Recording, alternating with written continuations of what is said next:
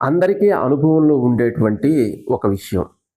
మనం ఒక్కొక్కసారి చూస్తూ ఉన్నప్పుడు చూపు ఆగిపోతుంది.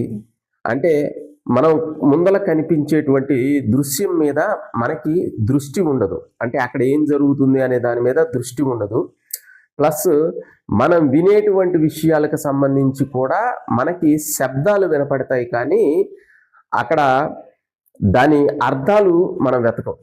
అలాగా చూపు దృష్టి ఆగిపోయినటువంటి స్థితి ప్రతి వాళ్ళకి కూడా కలిగి ఉంటుంది. ఈ స్థితిలో అసలు ఎటువంటి ఆలోచన ఉండదు. నిజంగా ఈ స్థితిని కనుక ఎవరైనా కానీ కంటిన్యూగా పట్టుకొని దాన్ని సాధన చేయగలిగితే అది ఉన్నతమైనటువంటి స్థితికి తీసుకువెళ్తుంది. అంటే సహజమైనటువంటి సమాధి స్థితికి తీసుకువెళ్తుంది.